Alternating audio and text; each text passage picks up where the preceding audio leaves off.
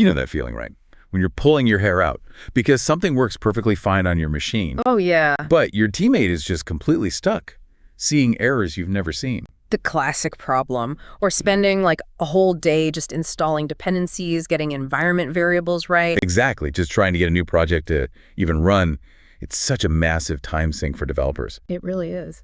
But what if there was a kind of shortcut, a way to get a perfectly set up, totally consistent dev environment and just save all that hassle? Well, that shortcut definitely exists. It's what we call dev containers. Okay. Think of them as complete self-contained development environments. They pack everything your code needs, the apps, dependencies, specific tools, libraries, runtimes, everything. All in one place. All bundled neatly inside a Docker container. And the beauty is your code should just work consistently. You don't need to install a bunch of stuff locally. Right. So our mission today is really to take a deep dive into how these dev containers can genuinely streamline how you work and honestly make collaborating way easier. And hey, just a quick reminder before we get stuck, and if you find this useful as we go, please do give us a like and hit that subscribe button. It really helps. Okay, so we've talked about the pain points everyone feels. Let's get into the why. Why are dev containers so powerful? What makes them fundamentally different? Yeah, good question. It really boils down to a few core ideas: consistency, portability, isolation, and collaboration. Consistency is the big one, I guess. It's huge. Imagine debugging some complex app, maybe with multiple services where, new team members used to spend maybe a week just getting the build to work. Yeah, that sounds familiar. With dev containers, they can often be writing code on day one. That's the real kicker. Not just consistency, but getting people productive fast. Your code runs exactly the same way everywhere. Regardless of Mac, Windows, Linux? Exactly. Different operating systems, different local setups, doesn't matter. It wipes out those version conflicts, the whole works on my machine headache. And the isolation part. That means the container is its own little world. Clean, stable, predictable. It won't interfere with anything else you have running on your local machine, and your local setup won't mess with the project. Okay, that consistency and portability, it's definitely compelling. So for someone listening who's thinking, all right, I want this, how do you actually get started? What's the core piece? It all starts with a single file, usually devcontainer.json. Devcontainer.json, got it. Yeah. This file is basically the blueprint. It tells tools, like VS Code is a common one, precisely how to build and configure that development container. So what goes in there? You specify things like a base Docker image. Think of that as a mini preset computer, maybe a specific Linux version with tools already installed. And you can list out VS Code extensions you need. Like linters or debuggers for your language. Exactly. But what's also neat, and sometimes overlooked, is that you don't always have to list every single thing. Pre-built images, or these things called features. Features. Yeah, they're like shareable units of tooling or configuration. They can automatically bring in extensions and settings, keeping your main devcontainer.json pretty clean and focused. Okay, that handles a single project setup well. But what about more complex stuff, like maybe I have a web application and a database needs to talk to? Right, common scenario. That's where Docker Compose usually steps in.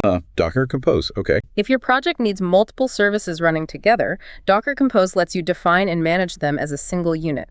You'll typically have a docker-compose.eml file listing your app service, your database service, maybe others. And VS Code works with that too? Yep. VS Code can read that docker-compose.eml and automatically start up all the defined services or attach to them if they're already running.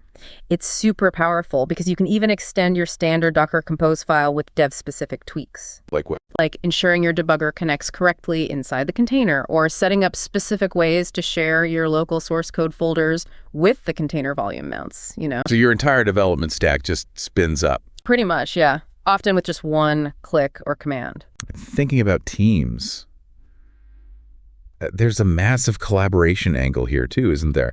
Right. Especially getting new people up to speed. Oh, absolutely. Huge advantage. Because you commit these configuration files, the devcontainer.json, maybe the docker-compose.aml, right into your project's source control, like Git. Okay. So what happens then?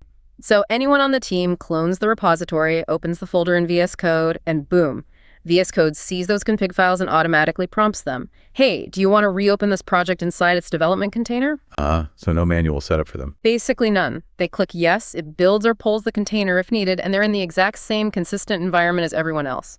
Onboarding becomes dramatically faster. No time wasted fighting with tool chains. That sounds amazing.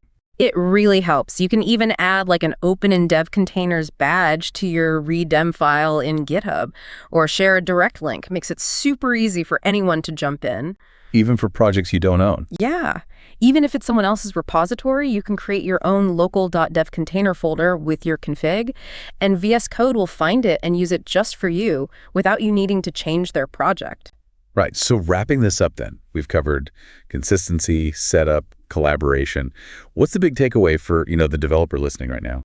I think the main thing is that dev containers abstract away all that complex, often frustrating environment setup stuff. Get rid of the grunt work. Exactly. It lets you skip the common headaches and just focus on what you actually want to do. Writing code, testing it, debugging it. It's about making your development consistent, easily portable, and way more collaborative. Freedom from dependency hell, really. So just imagine a future where it works on my machine isn't the start of a problem, but just how things are, because everyone's working in the same perfectly configured, isolated container. Think about the problems you could solve if environment setup just vanished as a concern. Well, that's all the time we have for this deep dive. If you found this useful, we'd really appreciate it. If you liked the video, share it, leave a comment, and subscribe for more deep dives designed to simplify your world. Happy coding.